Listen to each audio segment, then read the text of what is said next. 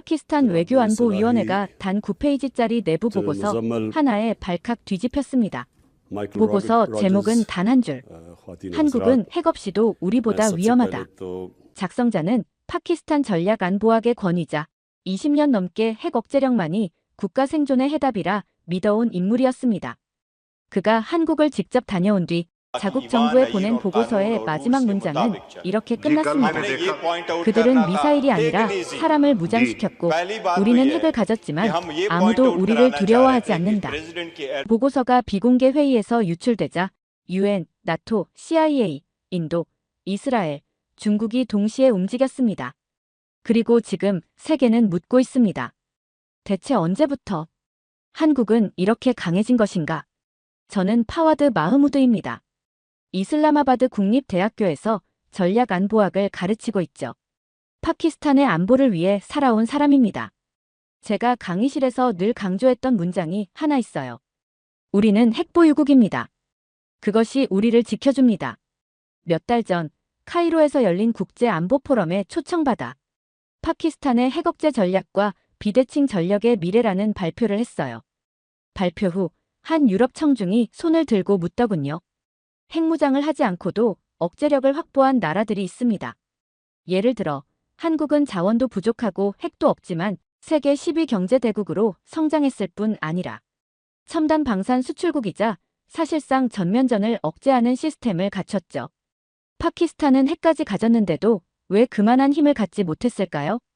머릿속으로 수천 개의 반론을 떠올렸지만 하나도 제대로 입 밖에 나오지 않더군요. 우린 핵을 가졌지만 국민 절반은 학교도 못 가고 국가의 명분은 있지만 세계의 신뢰는 없고 군은 강하지만 시민은 무기력한 그런 나라. 제가 연구해온 파키스탄식 억지력이라는 단어가 무너져 내리는 소리가 들렸습니다. 그날 새벽 저는 노트북을 켜고 한국이란 나라에 대해 검색을 시작했어요. 수백 개의 검색 결과가 뜨더군요. K드라마, K푸드, K방산, 삼성, BTS. 그중 제 시선을 빼앗은 건 하나였습니다. 한국은 핵 없이도 전쟁을 억제한 유일한 나라다. 사실 믿기지 않았어요. 그런데 최근 미국과 유럽의 안보 전략 보고서가 한국을 비핵 강국의 대표 사례로 규정했다는 걸 알게 됐습니다. 게다가 인도조차 한국의 대응 시스템을 모방하려 한다는 소문까지 있었어요. 그래서 저는 결심했습니다. 직접 가보자. 서울에 도착한 건 늦은 밤이었습니다. 비행기에서 내리는 순간부터 이상한 느낌이 들었죠. 공항은 조용했습니다. 아니, 너무 조용했습니다. 수백 명이 동시에 입국 심사를 받는데 고함치는 사람도 없었고 줄 세치기도 없었고 무엇보다 누가 이 사람들을 통제하고 있는 거지.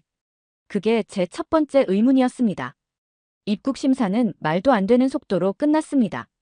짐을 찾고 나오니 안내파는 세계 국어, 공항 내에서 길을 잃는 사람은 단 한 명도 없었습니다. 무언가 잘못된 세상에 들어온 느낌이었어요. 택시를 타고 서울 시내로 향하는데 도로 옆 풍경을 보면서 저는 또 충격을 받았습니다.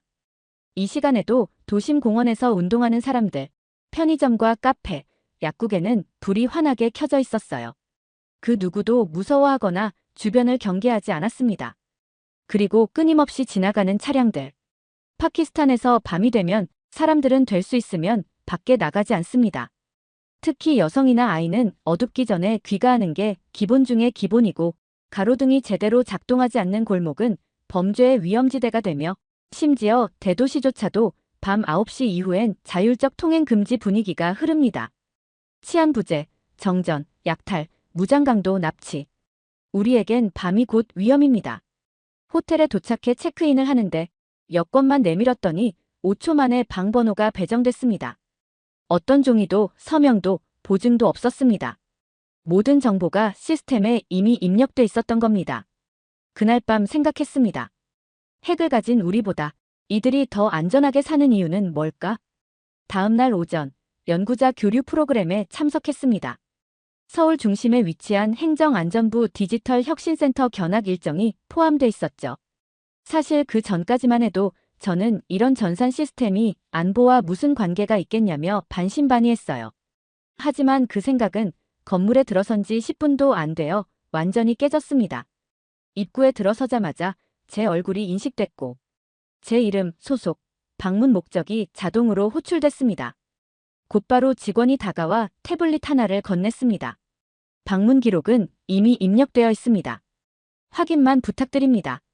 저는 의아해서 물었어요. 혹시 군인이신가요? 이런 보안시설이면 보통 군이 접수하지 않습니까? 그는 웃으며 고개를 저었습니다. 아닙니다. 저는 행정팀 소속입니다. 그 순간 저는 멍해졌습니다. 파키스탄이라면 안보 관련 시설은 무조건 군이 장악하고 있어야 안심이 되죠. 민간은 늘 허술하고 부패에 노출돼 있기에 안보는 곧 총과 계급으로 다뤄야 하는 문제입니다. 하지만 이곳은 군복도 무장도 없는데 통제와 대응을 하고 있었어요. 잠시 후 직원이 손짓하며 저를 회의실로 안내했고 본격적인 설명이 시작됐습니다. 한국은 90% 이상의 행정이 전산화돼 있고 전 국민의 출생부터 사망까지 군복무, 소득, 질병, 주거, 교육이 하나의 시스템 안에 통합돼 있다고 했어요. 그 말을 듣자 저는 무심코 내뱉었습니다. 그럼 여러분은 전쟁이 나면 국민 한 명 한 명을 실시간으로 추적할 수 있겠네요. 담당자가 고개를 끄덕였죠. 이미 훈련도 되어 있습니다. 전쟁이 나면 우리는 병사조차 명단이 뒤죽박죽이 되고 지휘 체계는 48시간 내에 붕괴합니다. 하지만 여긴 국지전이든 사이버전이든 전 국민이 실시간 전시 모드로 전환 가능한 시스템을 이미 갖추고 있다고 말하더군요. 그리고 결정적인 장면. 직원이 버튼 하나를 누르자 대형 스크린에 재난 시 전국 대응 지도가 펼쳐졌습니다. 수백 개의 점들이 깜빡였고 실시간으로 지역별 정보가 업데이트되기 시작했어요. 초 단위로 바뀌는 수치들, 자동으로 교체되는 대응 프로토콜. 저는 물었습니다. 이건 실제 상황인가요? 직원은 태연하게 대답했죠. 아니요, 모의 훈련입니다. 실전 수준의 시뮬레이션이죠. 순간 당황스러웠습니다. 이 정도 데이터를, 이 정도 정보 흐름을 민간인들이 다루고 있다고. 제 눈에 띈 건 군인이 아니라 평범한 행정직 공무원들이었고 그 누구도 무장하거나 긴장해 있지 않았습니다. 그게 더 이상했죠. 이렇게 느슨하게 보여도 되는 걸까? 진짜 전쟁이 나면 이 체계가 유지될 수 있다고 믿는 건가? 파키스탄 같았으면 상상도 못할 일이었습니다. 우리는 모든 안보와 재난 대응이 군을 통해 이뤄지니까요. 최소한의 통제권이라도 군이 쥐고 있어야 시스템이 무너지지 않죠. 그런데 여긴 모든 게 민간 주도였고 군의 그림자는 어디에도 보이지 않았어요. 서울에서의 첫 주는 머릿속 개념이 다 깨지는 시간이었습니다. 한국은 군사 퍼레이드를 하지 않아도 탱크를 굴리지 않아도 무섭다는 느낌을 주는 나라였어요. 그 해답은 아주 평범한 곳에서 나왔습니다. 저는 경기도 남부의 훈련소를 방문했습니다. 예비군 체계를 관찰하고 싶었기 때문입니다. 오전 8시. 훈련소엔 이미 300명 가까운 예비군들이 정렬해 있었습니다. 서로 다른 직업, 나이, 계층의 사람들이 군복을 입고 국가의 일부로 재편되는 현장이었어요. 훈련이 시작되자 움직임이 군인 그 자체였어요. 오랜만에 입은 군복이 몸에 익지 않은 사람도 있었지만 그 누구도 투덜대거나 딴청 부리지 않았습니다. 파키스탄에서는 민병대를 모으려면 강제 징집과 선동이 필요합니다. 그래서 눈앞에 보이는 게 현실같이 보여지지가 않았어요. 옆에 있던 중령에게 물었습니다. 이 정도면 실제 상황에서도 투입 가능한 수준이네요. 그는 고개를 끄덕이며 말했어요. 우린 그렇게 생각합니다. 한국 남성 전원이 전투요원이니까요. 훈련이 끝난 뒤 몇몇 예비군들과 짧은 대화를 나눴습니다. 그중 한 30대 배달기사는 이렇게 말했어요. 지금은 시민이지만 전쟁 나면 다시 군인이죠. 밤에 숙소로 돌아와 샤워를 하면서 문득 이런 상상을 했습니다. 만약 한국에 전쟁이 난다면 우리처럼 군이 계엄령을 선포하고 국민을 통제하려 들까? 아니면 오히려 국민이 군보다 먼저 움직일까? 다음 날 저는 이슬라마바드에 있는 동료 교수 압둘 칼람과 통화했습니다. 그는 파키스탄 육군사관학교 출신으로 현재는 방산 전략을 가르치고 있죠. 한국에 와보니 군인이 보이지 않는데도 모든 게 군처럼 움직여. 제가 이렇게 말하자 그는 웃으며 말했어요. 그게 말이 돼? 군인이 보여야 안전하지. 한국은 그만큼 위험을 모르나 보군. 그 말을 듣고 잠시 침묵했습니다. 아니요. 한국은 위험을 누구보다 잘 알고 있는 나라였어요. 하지만 그 위험에 대응하는 방식이 우리 방식이 아니었습니다. 파키스탄은 군이 정치를 하고 경제를 장악하고 언론을 통제합니다. 민간 정부는 선거 때만 얼굴을 내밀고 실질적 권력은 언제나 육군 참모총장의 전화기 속에 있죠. 국방 예산은 GNP의 4% 이상, 그중 상당수는 기밀 항목으로 분류돼 외부 감시가 불가능합니다. 군 출신 장성은 정계로, 경제계로, 심지어 대학 총장으로 진출하고 카라치 외곽의 고급 주택단지 80%가 군 공제로만 입주 가능합니다. 그건 제가 너무도 익숙한 구조입니다. 군이 곧 국가, 군이 곧 미래.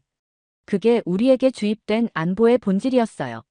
하지만 지금 제가 보고 있는 한국은 군은 백그라운드로 숨고 국민과 행정 시스템이 전면에 서 있었습니다. 서울 남산 인근의 국방연구원을 방문했어요. 한 중년의 한국군 예비역 장교가 저를 안내했죠. 그는 육군 대령 출신으로 지금은 국방정책분석관으로 일하고 있었습니다. 점심 식사 도중 제가 무심코 물었습니다. 파키스탄에선 군이 국가의 중심입니다. 한국도 전쟁을 겪은 나라니까 비슷하지 않나요? 그는 고개를 저으며 조용히 말했어요. 우린 전쟁을 겪었기 때문에 군이 국민 위에 서면 안 된다는 걸 압니다. 저는 파키스탄의 핵무기와 군 중심 국가를 늘 자랑스럽게 말해왔습니다. 우린 풀죽을 먹고 살아도 핵은 가져야 한다. 그런 문장들을 교과서처럼 외우고 학생들에게 가르쳐왔죠. 그날 밤 숙소로 돌아오면서 서울을 바라봤습니다. 시민들은 퇴근하고 학생들은 학습을 마치고 귀가 중이었죠. 그 누구도 총을 들고 있지 않았고 그 누구도 국가에 쫓기듯 살지 않았습니다. 그런데 이상하게도 그 평범함이 너무도 강하게 느껴졌어요. 한국에 온 지 열흘째 되던 날 대전에 있는 방산 클러스터를 방문했습니다. KAI, LI지넥스1, 한화에어로스페이스 같은 기업들의 협력 단지가 밀집해 있다는 말을 듣고 방산 산업이 경제와 얼마나 결합돼 있는가를 직접 확인하고 싶었거든요. 그런데 도착하자마자 도대체 이게 무기 개발 단지인지 반도체 기업 단지인지 구분이 안 되더군요. 깨끗하게 정돈된 건물, 자동화된 출입 시스템, 사무실에서 흘러나오는 키보드 소리들. 첫 번째 방문지는 KAI 항공산업이었습니다. FA-50 경공격기, KF-21 차세대 전투기를 개발 중이라는 설명을 듣고 저는 무의식적으로 이렇게 물었죠. 혹시 이 기술들 미국에서 수입하셨나요? 직원이 빙그레 웃으며 말했습니다.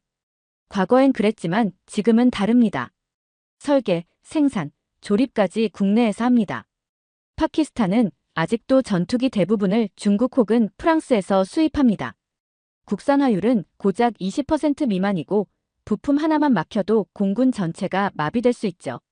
그런데 이 나라는 스스로 만들고 심지어 수출까지 한다니. 이어 방문한 한화방산 부문에선 K9 자주포, 천무 MLRS 같은 무기 체계를 소개받았습니다. 유럽, 중동, 아시아 수십 개국에 수출 중이라는 보고서를 보며 저는 헛웃음을 지었습니다. 우린 핵을 만들었는데 왜 이렇게 가난하지? 한국은 핵이 없는데 왜 무기까지 팔고 부자가 됐지? 제 질문에 연구원이 말했습니다. 한국은 미사일을 만들기 전에 공장을 만들었고 총을 만들기 전에 기술자를 키웠습니다. 한국은 무기를 찍어낸 게 아니라 그걸 만들 수 있는 국가 구조를 먼저 만든 나라였어요. 그 구조란 뭐였냐면 교육, 기술, 협업, 시스템, 규제 완화, 그리고 국민 신뢰. 그 어느 것도 폭탄과 관련 없는 요소들이었지만 결국엔 가장 무서운 억제력을 만든 뿌리였습니다. 파키스탄에선 무기를 사기 위해 해외 차관을 쓰고 국가 재정을 줄여서 군을 유지합니다. 그런데 한국은 무기를 팔아서 국가 재정을 키우고 국민에게 돌려주고 있었습니다. 돌아오는 기차 안에서 저는 인터넷으로 자료를 더 찾아봤습니다. 한국은 전 세계에서 무기 수입에서 수출국으로 전환된 유일한 비핵국이라는 평가가 있더군요. 심지어 미국, 이스라엘 방산 시장까지 한국이 파고들고 있다는 기사도 있었어요. 우리는 핵을 수십 기나 보유했지만 정작 전쟁 억제에선 외톨이 국가로 낙인 찍힌 상태입니다. 다시 한번 메모장을 꺼냈습니다. 우리는 미사일을 먼저 만들었고 그들은 시스템과 기술을 먼저 만들었다. 지금 누가 더 무섭고 누가 더 신뢰받는가? 결국 핵이 아니라 경제가 전쟁을 막는다는 걸 이 나라는 증명해버렸다. 다음 날 저녁, 저는 주한유럽연합 대표부에서 주최한 안보 세미나에 초대받았습니다. 참석자는 유럽, 아시아, 중동 각지에서 온 외교관과 안보 전문가들. 주제는 핵 없는 억제력, 한국의 선택과 세계 질서였죠. 첫 연사로 나선 건 프랑스 외교전략연구소 소장 미셸 라플랑슈 박사였습니다. 그는 단호하게 말했죠. 지금 시대의 억제력은 무기의 수량이 아니라 국가 시스템의 통합력입니다. 핵 없이도 전략적 영향력을 행사하는 국가들이 실제로 존재합니다. 그리고 그 대표적인 사례 중 하나가 바로 한국입니다. 그는 이어서 구체적인 데이터를 제시했죠. 사이버 보안 역량 세계 4위, 방산 수출 세계 8위, 전시 대비 민간 조직화 평가 세계 1위, 그리고 국제안보지수, 전략적 영향력, 국가 신뢰도까지 총망라한 수치 분석이 이어졌습니다. 그 어떤 지표도 군사력 하나로 설명되지 않았습니다. 오히려 군 이외의 영역에서 얻은 점수가 더 컸죠. 우린 분명히 핵을 가졌지만 그 외의 영역은 늘 미흡했어요. 전시 동원 시스템도, 사이버 방어 체계도, 국제 신뢰도도. 솔직히 말해 대부분은 낙제점이었죠. 그럼 지금 이 자리에 앉은 나라와 내가 속한 나라 사이엔 진짜 무엇이 차이였을까? 그 물음이 가슴 깊숙이 내려앉았습니다. 세미나가 끝나고 커피 브레이크 시간에 옆에 있던 독일의 한 안보 전문가가 저에게 물었어요. 파키스탄은 왜 그렇게 핵무기에 집착했습니까? 그게 정말 억제력을 준다고 믿으십니까? 그는 이어 말했죠. 우리는 지금 북한보다 파키스탄을 더 불안하게 봅니다. 북한은 폐쇄국가지만 파키스탄은 핵을 가지고도 통제되지 않거든요. 그 말에 저는 할 말이 없어졌습니다. 핵무기란 쏘지 않기 위한 무기여야 합니다. 하지만 파키스탄은 쏘지 않아도 불안한 나라가 되어 있었습니다. 그날 밤 호텔방 창가에 앉아 서울 시내 불빛을 내려다보며 제 스스로에게 질문을 던졌습니다. 왜 우리는 세계에서 가장 가난한 핵보유국이 되었는가? 왜 우리에겐 미사일이 있는데 세계는 우리를 신뢰하지 않는가? 얼마 후 저는 국가위기 대응 체계를 주제로 한 시범 훈련에 참관할 기회를 얻었습니다. 장소는 행정안전부와 소방청, 그리고 방위사업청이 공동 주관한 복합재난대응통제센터. 훈련 시나리오는 이랬습니다. 수도권의 미확인 드론 침투, 민간 통신망 교란, 교통통제, 도심 화재 발생. 여기까진 일반적인 위협이었지만 문제는 대응 방식이었습니다. 모든 상황이 시작되자마자 국방부, 행안부, 소방청, 경찰청, 병원 민간통신사, 지자체, 군부대가 한치의 오차도 없이 연결됐습니다. 그리고 그 연결의 중심은 시민의 정보와 위치였습니다. 현재 피해 예상 인구 1만 1,200명. 그중 휴대폰 GPS 기준으로 연락 불가 시민 476명. 위험 예상 지역 거주 고령자 183명. 단독 거주자 61명. 화면에 나타난 숫자들은 실시간으로 바뀌고 있었고 그 정보는 자동으로 소방과 의료팀에 배분됐습니다. 파키스탄에선 재난이 발생하면 정보는 일단 사라지고 명단은 혼선에 빠지고 책임자는 연락 두절되고 현장은 아수라장이 됩니다. 더 무서운 건 그 다음이었습니다. 위기 대응센터에서는 시민에게 즉시 알림이 발송되고 그에 따른 응답률과 이동 경로까지 실시간으로 트래킹하고 있었어요. 심지어 AI가 교통체증을 분석해 구조대가 가장 빠르게 접근할 경로를 자동으로 추천하더군요. 훈련이 끝나고 한국 측 간부가 제게 조심스럽게 물었습니다. 파키스탄은 이런 식의 통합 대응 시스템을 가지고 계신가요? 저는 대답을 못했습니다. 솔직히 말하면 꿈도 꾼 적 없는 수준이었어요. 국가란 땅이 아니라 그 땅에 있는 사람 하나하나가 무너지지 않도록 지켜주는 시스템이라는 걸 그날 저는 처음으로 뼈저리게 이해하게 되었습니다. 마음이 복잡했습니다. 한국이라는 나라가 기계처럼 정교하게 움직인다는 표현은 맞았지만 그 기계의 핵심 동력은 사실 시민이라는 걸 이제야 깨달았거든요. 이건 디지털 문명이나 정보화의 결과가 아니었어요. 시민 개개인의 행동과 선택, 책임감이 이 나라의 무형의 억제력을 이루고 있었던 겁니다. 어떻게 이런 시민들이 만들어졌지? 그 질문을 품고 저는 서울 한복판에 있는 성동구 자치회관을 찾았습니다. 공공교육과 지역 커뮤니티 문화의 뿌리를 알고 싶었거든요. 자치회관에서는 직장인을 위한 야간 토론 수업이 열리고 있었어요. 주제는 위기시대의 공동체란 무엇인가. 참석자는 20대부터 은퇴한 어르신까지 다양했죠. 누구 하나 늦지 않았고 말도 조리 있게 하더군요. 심지어 토론이 끝난 후에도 서로 질문을 주고받으며 답을 찾는 훈련을 하고 있었어요. 제가 이슬람아바드에서 봐온 시민교육은 주로 의무나 종교적 도리에 기초했어요. 하지만 여기선 합리성, 공동체 의식, 국가적 역할을 중심으로 구성돼 있었습니다. 이날 만난 목수와의 대화가 결정타였습니다. 그는 40대 중반으로 인테리어 관련 일을 한다 했어요. 그런데 자랑처럼 말했습니다. 저는 고려대 나왔어요. 공과대학요. 근데 손으로 일하는 게 좋더라고요. 그는 이어 말했습니다. 내가 어떤 사람인가, 사회에 어떤 영향을 주는가. 그게 진짜 무기입니다. 파키스탄에선 출신 학교, 가문, 종파, 지역이 모든 걸 좌우합니다. 하지만 한국은 지금 개인의 선택이 그 사람의 격을 결정짓고 있었어요. 그건 단지 시민의식이 높은 게 아니었습니다. 국가가 국민을 믿고 국민도 국가를 신뢰하며 그 신뢰 속에서 사람들은 자율과 책임을 배우고 있었던 겁니다. 며칠 뒤 한국의 국제안보 포럼에 참석하게 됐습니다. 기조 연설자로 나선 미국 안보 전문가는 이렇게 시작했습니다. 지금 세계가 주목하는 비핵억제 국가 1순위는 한국입니다. 패널 토론 중 프랑스 국방부 관계자가 차분히 말을 이었습니다. 세계가 한국을 신뢰하는 가장 큰 이유는 위기 상황에서도 이성적으로 대응할 것이라는 확신 때문입니다. 저는 자리에 앉아 손가락을 꽉 쥐었습니다. 파키스탄은 감정적으로 움직이는 나라거든요. 우리나라는 국경 충돌이나 테러 사건 발생 시 언론과 여론이 폭주하고 지도자들이 즉흥적으로 결정을 내립니다. 핵무기는 그 모든 불안정성을 가려주는 가면일 뿐이었죠.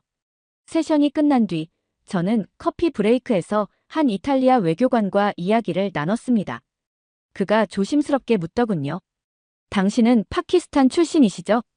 신뢰가 안 된다면 묻고 싶습니다. 당신의 나라는 왜 자국 국민보다 핵무기를 더 믿습니까? 뭐라고 대답해야 할지 몰랐어요. 정말 우리는 국민 대신 무기를 믿어온 건 아닐까? 이후 이어진 질의응답 시간, 저는 용기를 내 손을 들고 말했습니다. 파키스탄은 핵무기를 보유한 나라입니다. 하지만 세계는 우리를 신뢰하지 않죠. 그런데 한국은 핵이 없음에도 모든 강국들이 신뢰합니다. 그 차이가 어디서 비롯되었는지 이제야 이해했습니다. 그 말을 마치자 청중석에서 조용한 박수가 퍼졌습니다. 한국은 미사일 대신 신뢰를 쌓았고 위협 대신 예측 가능성을 선택했으며 군사력보다 국민 역량을 먼저 키운 나라였습니다. 그리고 국제사회는 그걸 누구보다 잘 알고 있었습니다. 한국에서의 마지막 공식 일정. 저는 서울 서초동에서 열린 군사전략국제학회에 초청받았습니다. 이제 이곳에서의 체류는 끝나가고 있었고 제 머릿속은 한국의 안보 전략을 정리할 마지막 기회를 찾고 있었죠. 학회 주제는 다소 파격적이었습니다.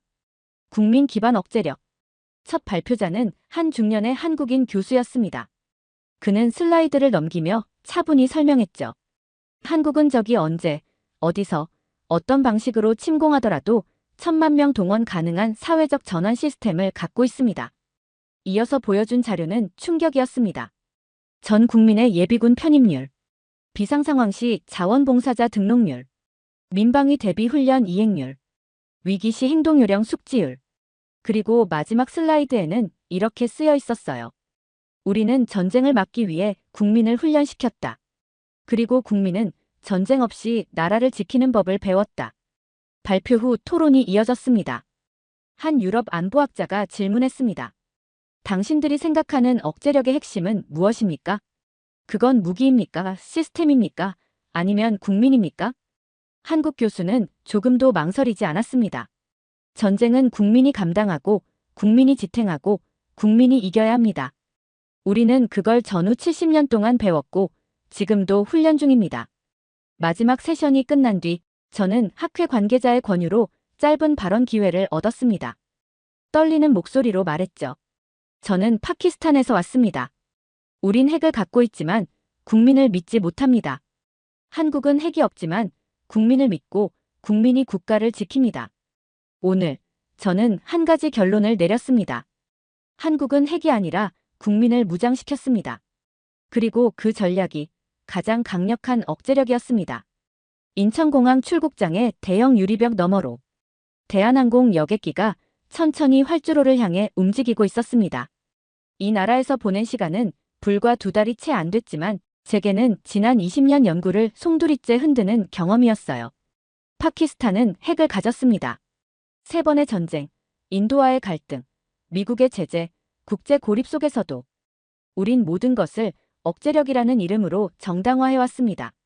그리고 결국 남은 건 무너진 교육, 피폐한 보건, 마비된 행정, 끝없는 부패, 그리고 가난이었습니다. 그런데 한국은 핵이 없지만 전쟁을 막아냈고 군인이 아니라 행정 시스템이 안보를 다루고 시민 한 사람 한 사람이 국가 전략의 일부로 움직이는 나라였어요. 그들은 국민을 무기로 삼은 게 아니라 국민을 지키는 걸 국가 전략으로 삼았습니다. 그게 가장 강한 억제력이었고 우리가 가질 수 없었던 신뢰의 무기였죠. 그래서 저는 떠나는 비행기 안에서 이 글을 쓰기 시작했습니다. 파키스탄의 미래를 위한 보고서가 아니라 한 나라가 국민을 어떻게 믿고 지켜냈는지에 대한 증언을 남기기 위해서요. 차이를 만든 것은 무기가 아니라 국가가 국민을 대하는 방식이었습니다. 그 단순한 진실을 저는 한국에서 처음 배웠습니다. 2번째 사연 시작합니다. 사우디의 핵심 전략가가 있습니다. 그는 열차를 만들고 도시를 설계하고 중동의 미래를 직접 그려온 최고의 기술 관료였죠. 그런 그가 서울역 한복판에서 정적처럼 멈춰 섰습니다. 보고서를 쓰던 손이 떨렸고 말없이 눈을 감은 채 아무도 보지 않는데도 깊이 고개를 숙였습니다. 그는 철도를 연구했지만 한국은 시간 위에 철로를 깔았고 그는 도시를 설계했지만 한국은 기업과 희생으로 국가를 설계했기 때문입니다. 그는 말합니다. 나는 기술을 사러 왔고 결국 사람을 배웠고 지금은 고개를 숙였습니다. 대체 무슨 사연인지 오늘 사연 바로 시작하겠습니다. 저는 사우디아라비아 교통부 전략기획고문 파이살 알하비입니다. 나이 64. 30년 동안 철도 설계 도면만 수천 장은 받고 각국 정부와 고속철도 프로젝트를 조율해왔죠. 최근엔 네옴시티, 그 어마어마한 계획도 맡고 있습니다. 그런 제가 한국을 찾은 건 이번이 처음입니다. 사우디 국왕실이 제게 요청한 임무는 단순했어요. 한국의 철도 시스템, 직접 보고 오십시오. 기술이든 운영이든 협력 가능성을 판단해 오세요. 저는 기술만 보면 냉정한 사람입니다. 자국의 이익이 아니라면 아무리 좋은 기술이라도 배제하는 게 제 원칙이었어요. 그런데 서울역에 첫 발을 디딘 순간 그 원칙을 놓고 싶다는 생각을 하게 됐습니다. 서울역은 생각보다 조용했습니다. 사람이 없다는 뜻이 아니라 혼잡하지 않았다는 뜻입니다. 복잡한 구조물이나 화려한 조형물 같은 건 딱히 없었어요. 그러나 움직임 하나하나가 기계처럼 정교했고 그 속에서 수천 명이 동시에 흐르고 있었습니다. 입국 후 3시간도 안 된 시점이었습니다. 그런데 알 수 있었어요. 이 나라는 철도를 운영하는 게 아니라 국가가 하나의 신경망처럼 작동하고 있다. 표를 예매하는 사람, 환승하는 사람, 대합실에 앉은 가족 모두가 마치 약속이나 한 듯 질서와 흐름 안에 있었죠. 도시가 국가의 축소판이라면 서울역은 분명 이 나라 시스템의 핵심 축이었습니다. 특히 놀라웠던 건 시간 감각이었습니다. 사람들이 열차 도착 1, 2분 전에 움직이고 방송은 딱 맞춰 예고하고 열차는 그 시간에 정확히 도착했어요. 물리적 시간도 중요하지만 국민 모두가 시간을 신뢰하고 움직인다는 점이 정말 인상 깊었습니다. 사우디에서는 시간이라는 개념이 상대적이죠. 특히 건설이나 교통 현장에서는 오차가 크고 기후나 변수에 따른 여유 시간까지 계산하는 게 보통입니다. 하지만 여긴 아니었어요. 열차를 기다리는 사람들의 표정은 마치 당연히 정시에 온다고 믿고 있는 눈빛이었죠. 서울에서 부산까지 직선거리 약 325km. KTX 첫 탑승을 위해 서울역 승강장으로 향했습니다. 열차는 정시에 도착했고 안내방송 역시 단 5초의 오차도 없이 흘러나왔습니다. 제 안의 기술자 감각이 움직이기 시작했죠. 좌석에 앉자마자 스톱워치를 눌렀습니다. 출발 시간 오전 9시 정각, 예정 도착 시간 오전 11시 15분. 사실 2, 3분 정도는 여유를 예상했습니다. 그러나 그 믿음은 한국에서는 오히려 오만이었습니다. 열차가 가속할 때의 감각은 부드러웠고 강을 건널 때, 터널을 통과할 때도 흔들림이 거의 없었어요. 노선 설계와 차체 기술이 단단히 조화를 이룬 결과라는 게 체감됐습니다. 하지만 더 인상 깊었던 건 속도의 의미였습니다. 이 나라에선 빠른 게 중요한 게 아니었습니다. 예측 가능한 빠름. 언제 도착할지 정확히 아는 빠름이 한국 철도의 본질이었어요. 이건 국가가 시간과 공간을 재편하는 방식이었습니다. 부산에 가까워질수록 창밖 풍경이 달라졌습니다. 도시마다 비슷한 철도 구조물이 보였고 정차역마다 배후에는 물류단지, 산업단지, 정비기지가 이어졌습니다. 정말 감탄했어요. 서울, 대전, 동대구, 부산. 모두 하나의 시간축 위에 자연스럽게 정렬돼 있었습니다. 이건 교통이 아니라 국토를 설계하는 방식이었습니다. 사우디에서는 국토가 워낙 넓다 보니 연결보다는 독립된 중심지 개발이 많습니다. 그래서 우리에겐 고속이 중요하고 연결은 부차적인 요소로 취급돼 왔죠. 하지만 한국은 달랐어요. 여긴 모든 도시가 연결됨으로써 강해지는 구조를 갖고 있었습니다. 그 연결이 곧 경쟁력이었어요. 그리고 그 경쟁력은 정시성과 시스템 위에 서 있었습니다. 열차 내부 디스플레이를 계속 주시했습니다. 속도는 시속 290km를 넘었고 실시간 위치, 정차역 도착 예상 시간까지 표시됐어요. 이런 정보 전달 구조는 편의가 아니라 신뢰 유지의 핵심이었습니다. 정확하게 도착하는 열차를 신뢰하게 되면 국민은 국가도 신뢰하게 된다. 나도 모르게 메모장에 이렇게 적었어요. 이건 열차가 정시에 도착한다는 문제가 아닙니다. 사회 전반이 약속된 흐름 속에서 움직인다는 감각, 그것이 바로 이 철도에서 느낀 가장 강력한 충격이었습니다. 부산역 도착 5분 전. 좌석 앞에 앉은 한 중년 남성이 통화를 하더군요. 궁금해서 현지 가이드에게 어떤 내용인지 물었습니다. 가이드는 이렇게 말하더군요. 11시 15분에 도착합니다. 11시 25분쯤엔 택시 타고 이동하겠습니다. 그 이야기를 듣고 순간 정지된 것처럼 멍해졌어요. 이 사람들은 철도를 믿고 계산하고 있었습니다. 비행기 시간 맞추듯 고속도로 소요 예측하듯이 아니라 그보다 더 정확하게 열차를 시간 단위로 믿고 말하고 움직이고 있다는 것. 그냥 시간표가 아니구나. 이건 사회적 신뢰다. 마침내 부산역 도착. 제가 들고 있던 스톱워치에 찍힌 시간은 11시 15분 8초, 예정 도착 시간에서 8초 차이. 그 순간 더는 의심하지 않았습니다.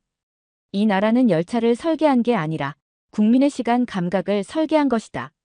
이 나라가 왜 기후위기에도 팬데믹에도 무너지지 않았는지 조금은 이해할 수 있었습니다.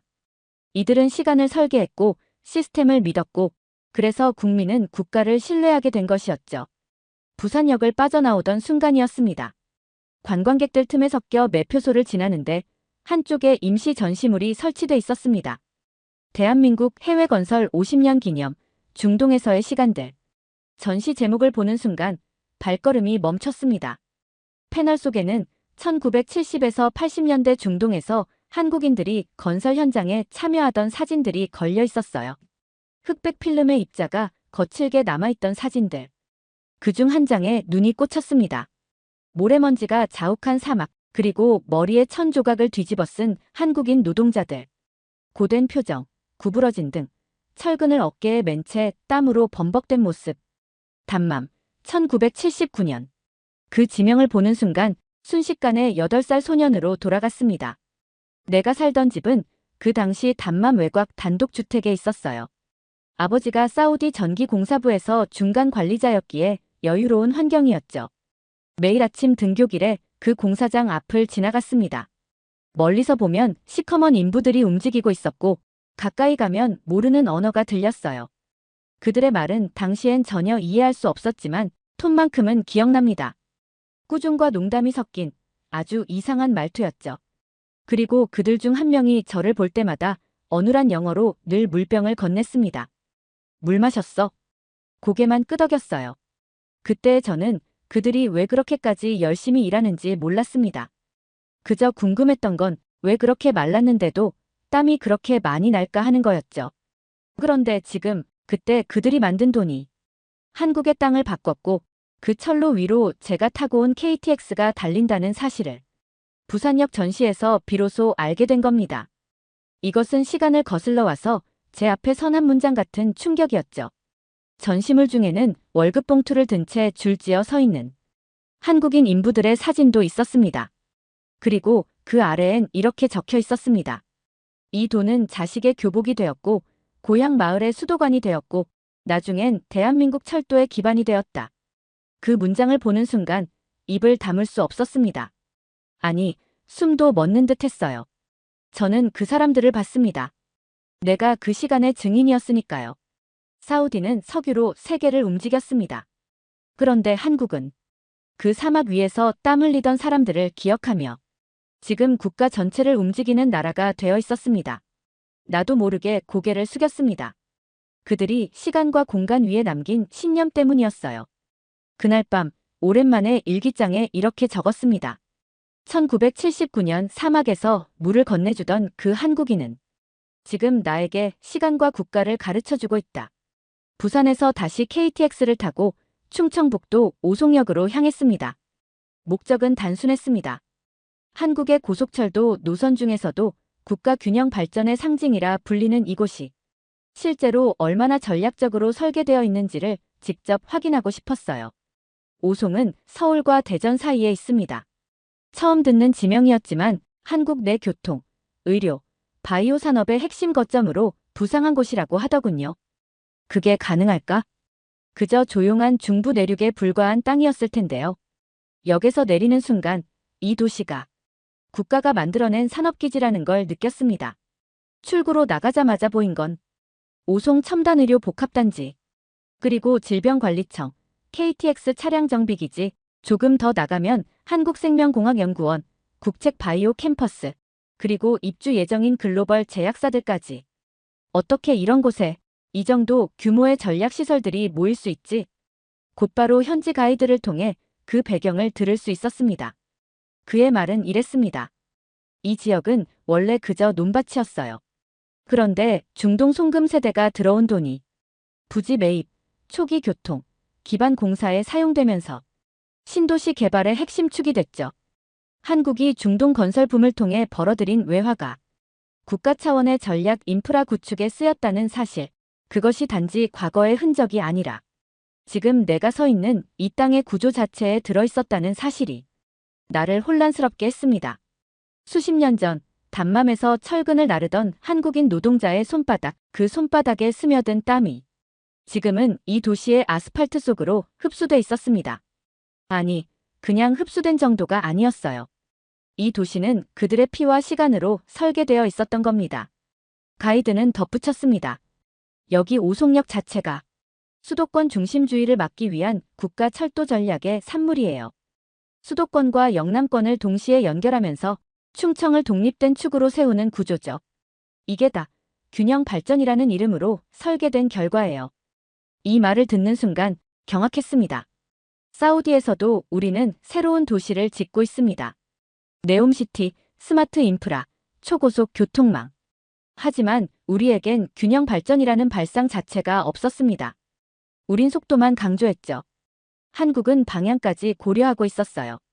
더 놀라운 건 이 모든 게 철도를 중심으로 짜인 전략이라는 사실입니다. 열차가 빠르게 지나가는 곳이 아니라 열차가 정차하는 곳이 국가가 전략적으로 선택한 땅이었던 거죠. 그리고 그 땅에는 과거 단맘에 햇빛 아래서 흘러내리던 그 한국 청년들의 땀이 보이지 않게 배어 있었습니다. 처음으로 철도가 단순한 시스템이 아니구나라는 생각을 했습니다. 이건 구조물이 아니라 국민의 땀과 국가의 철학이 맞닿은 결과였어요. 그 순간 가이드가 말없이 손을 들어 고개를 끄덕였습니다. 여기서 KTX 정차 시간은 딱 1분 30초예요.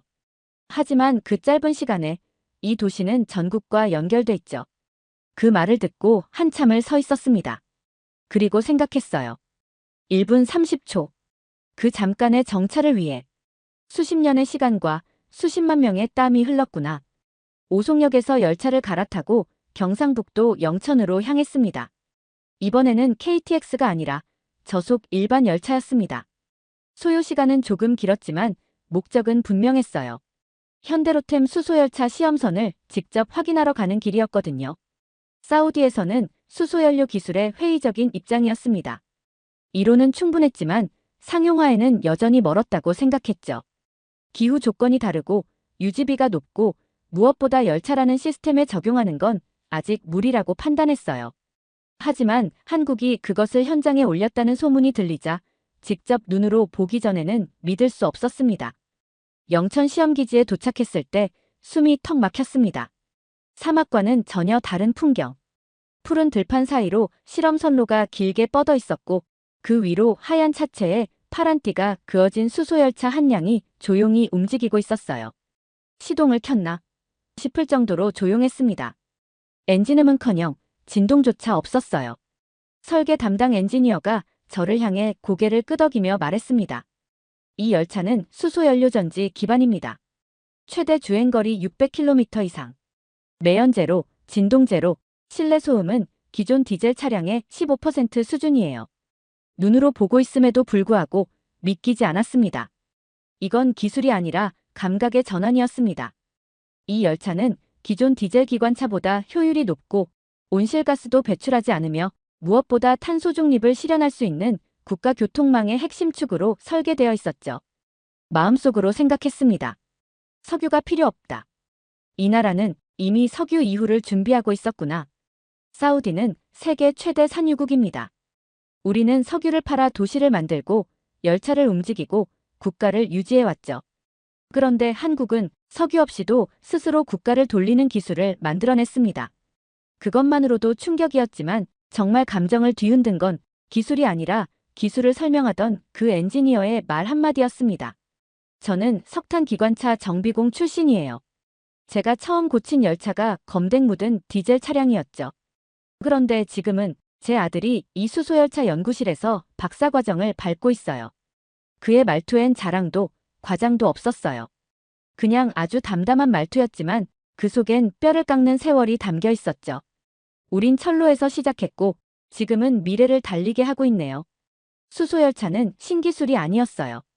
세대를 건너간 신념이었고 국민이 다음 세대를 위해 설계한 책임의 형태였습니다. 그제야 알겠더군요. 왜 이 나라는 철도를 빠르게만 만들지 않는지, 왜 여전히 전 구간을 통제하고 정시 도착을 고수하고 왜 그토록 열차에 집착하듯 정성을 쏟는지. 이 열차는 기술이 아니라 미래에 대한 예의였습니다. 오송에서 봤던 그 균형 발전 전략도, 부산에서 느꼈던 시간 신뢰도, 서울역에서 체험했던 시스템의 흐름도 모두 이 수소열차 한 량에 농축돼 있었습니다. 조용히 사진을 찍었습니다. 열차만 찍지 않았습니다.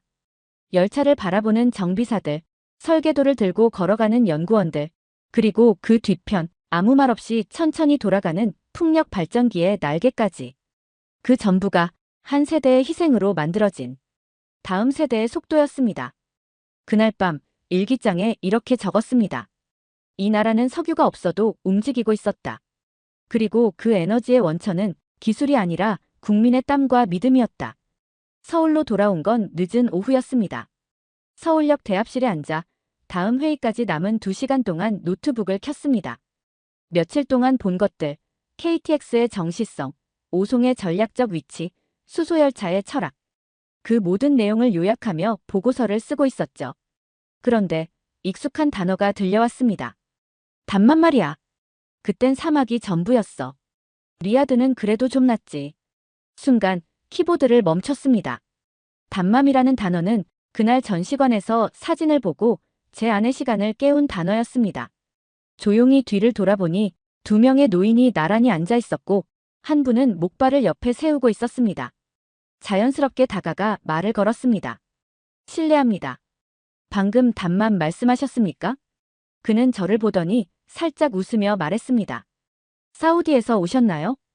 예. 어릴 적 담맘에서 자랐습니다. 허허, 세상 좁네. 나는 거기서 10살짜리 아들 사진을 들고 철근 날랐지. 지금 우리 아들이 서울에서 교수하고 있어. 앞에 앉은 이 사람은 제가 어릴 적 보았던 그 땀 범벅의 노동자와 다르지 않았습니다. 아니, 어쩌면 정말로 그중 한 분일 수도 있었겠죠. 그는 이렇게 말했습니다. 예전엔 말이야, 기차 타고 고향 내려갈 때 여기가 제일 쓸쓸했어. 돈 벌러 떠나는 사람들, 다시 중동 가는 사람들, 다 이곳을 지나갔지. 그 순간 지금 앉아있는 이 의자 위에도 누군가의 이별과 각오가 묻어 있었겠구나 싶었습니다. 그는 손주 생일이라 아들 집에 간다고 했어요. 물었습니다. 당시 중동에서 일하셨을 때 가장 힘들었던 게 뭐였나요?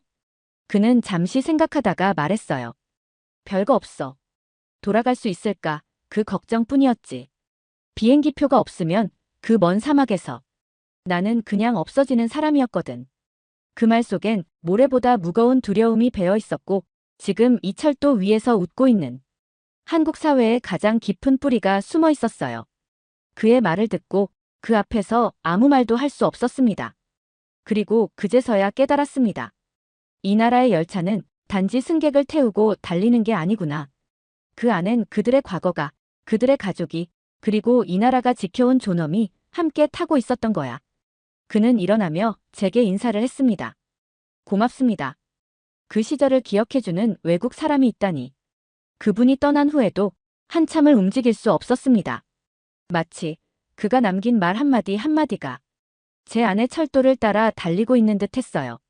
서울역에서 만난 그 70대 남성과의 대화는 제 안에 뭔가를 무너뜨렸습니다. 분석 보고서도 기술 평가표도 그날 이후로는 손에 잡히지 않았어요. 이제 철도가 기술로 보이지 않았습니다. 그 위를 달리는 시간과 기억과 사람들이 보였어요. 출장 전 사우디 국왕실에서 분명히 이렇게 말했죠. 한국은 뛰어난 기술력을 가진 나라다. 다만 중국이나 독일보다 얼마나 더 나은가를 확인하라. 그때까지만 해도 KTX의 정시율, GTX의 구조, 수소열차의 지속 가능성 모두 기술적 수치로만 평가하려 했습니다. 하지만 지금은 생각이 바뀌었습니다. 이 나라는 숫자로 이해할 수 있는 곳이 아니었어요. 제가 마주친 한국은 정시에 도착하는 열차를 넘어서 정시에 움직이는 국민이 만든 사회였고 균형 발전 전략을 넘어서 희생을 기억하고 되갚는 나라였으며 수소열차의 선도국을 넘어서 다음 세대를 준비하는 책임감의 사회였습니다. 그렇다면 이런 시스템은 도대체 누가 만든 걸까요? 정부, 기관, 기업. 이 나라에서는 시스템이 국민을 통제하지 않았습니다. 오히려 국민이 스스로 시간을 지키고 신뢰를 쌓고 질서를 유지하며 그 위에 시스템이 따라가고 있었던 겁니다. 이게 가능한 이유는 하나였습니다. 이 나라는 국민이 자신의 과거를 기억하고 국가가 그 기억을 존중하기 때문입니다. 실제로 서울 역사 곳곳에 중동 건설분 파견 세대의 흔적이 남아 있었습니다. 기념비도 전시물도 묵묵히 청소 중이던 노인들의 인사도 그 전부가 과거를 잊지 않으려는 이 나라의 태도였죠. 한국은 과거를 지운 게 아니라 철도처럼 곧고 명확하게 계승하고 있었습니다. 그 위를 새로운 열차가 달릴 뿐이었어요. 방향은 같고 속도만 달라졌을 뿐이죠. 그 순간 이제 보고서를 쓸 수 없다는 걸 깨달았습니다. 기술을 분석해 수치화하는 일은 가능하겠지만 국민의 태도와 정신을 이해하지 못한 채 서류만 내는 건 그건 평가가 아니라 모독일 겁니다. 그래서 결심했습니다. 한국과의 협력은 단순한 수출입 계약이 되어선 안 된다고요. 우리는 시스템을 수입하는 게 아닙니다. 우리는 정신을 공유할 수 있어야 합니다. 그게 진짜 협력입니다. 다음 날 협력 방식을 수정한 보고서를 직접 작성했습니다. 차량 구매 항목은 유지했지만 그보다 더 큰 비중으로 공동 설계팀 파견, 운영 노하우 공동 워크숍, 기술자가 아닌 일반 국민과의 교류 프로그램까지 삽입했죠. 사우디의 기술 인력들이 한국의 철도 노선을 분석하는 것보다 서울역 플랫폼에서 10분간 시민들을 관찰하는 게 훨씬 더 많은 걸 배울 수 있을 거라 믿었어요. 출국 전날 아침 숙소 책상 위에 앉아 마지막 보고서를 쓰고 있었습니다. 보고서 제목은 바뀌었습니다. 처음엔 대한민국 철도 기술 평가 보고서였지만 지금은 이렇게 적혀 있었습니다. 대한민국 철도 시스템과 국민 신뢰 구조에 대한 통합 분석 보고서. 기술이 중심이 아니라 국민과 시스템이 함께 움직이는 구조가 핵심이라는 뜻이었죠. 각 항목은 이렇게 바뀌었습니다. 고속열차 정시성, 사회적 신뢰를 기반으로 한 시간통제 문화, 수소열차 기술, 세대를 연결하는 친환경 의식의 구현, 오송역 전략, 국가가 국민의 희생을 기억하는 구조, 운영체계, 통제보다 자율이 우선하는 시민 중심 시스템, 그리고 맨 마지막 장에는 사우디 정부에 전하는 직설적 제안이 담겨 있었습니다. 한국은 단순한 기술 공급국이 아닙니다. 이 나라는 기술을 정직하게 쓰는 법을 아는 진정한 파트너 국가입니다. 우리는 그들과 협력해야 합니다. 이유는 단 하나, 그들은 철도를 만든 게 아니라 철도를 믿을 수 있는 국민을 만들었기 때문입니다. 마지막 줄을 쓰고 펜을 내려놨습니다. 그런데 왠지 모르게 책상 위가 흔들렸어요. 아니, 흔들린 건 제 손이었죠. 고요한 방 안에서 정확히 들려오는 소리는 없었습니다. 그런데 분명히 느껴졌어요. 제 안에서 무언가가 울리고 있었습니다. 갑자기 눈앞에 단맘의 해질녘이 떠올랐습니다. 8살의 저는 작은 물병을 들고 공사장 벽에 기대 있었고 그때 철근을 들던 한국 아저씨가 나를 보고 있었어요. 그의 얼굴은 새까맸고 눈가는 터지고 입술은 갈라져 있었죠. 하지만 그가 그 물을 제게 먼저 내밀었던 그 장면이 이제 와서야 시간을 건너 제 마음에 도착한 것 같았습니다. 그는 아무 대단한 말을 한 것도 아니었고 그저 묵묵히 일만 하던 사람이었어요. 그런데 지금 그가 깔던 철로 위로 한국의 KTX가 정시에 도착하고 있고 그들은 지금 열차를 타고 손주의 생일을 축하하러 가고 있으며 그의 나라는 세계 최초의 수소열차를 시험 운행하며 탄소 없는 미래를 향해 달리고 있었습니다. 그는 끝내 자랑하지 않았다. 그러나 시간은 그를 기억했다. 내가 본 한국은 그런 나라였습니다. 스스로를 자랑하지 않지만 누구보다 단단하고 조용히 나아가는 나라. 기술보다 책임이 앞서고 속도보다 정시를 지키며 과거보다 후손을 먼저 보는 나라였습니다. 공항으로 가는 리무진 안 서울역을 지나며 조용히 눈을 감았습니다. 그 철로 위로 수많은 사람들의 발걸음과 땀이 스쳐가는 장면이 마치 몸속을 관통하듯 지나갔습니다. 그 순간 가슴속에서 저도 모르게 한 문장이 떠올랐습니다. 나는 그들을 봤다. 사막에서, 땀 속에서, 그리고 지금 나는 그들의 나라 앞에 고개를 숙였다. 이제야 알겠습니다. 기술을 사러 온 이 여행은 결국 제게 존경을 배우게 했습니다. 그리고 한국을 떠나며 이렇게 다짐했습니다. 우리는 이들과 거래하는 것이 아니라 이들과 함께 미래를 짓기로 해야 한다. 그게 우리가 진심으로 존경할 수 있는 유일한 방식이다. 영상 일부는 무료 영상 소스를 활용했으며 편집 및 내용 구성은 감동탐험이 직접 진행했습니다. 사연 이야기가 좋았다면 구독과 댓글로 남겨주세요. 더 재미있는 사연으로 돌아오겠습니다. 이상 감동탐험이었습니다.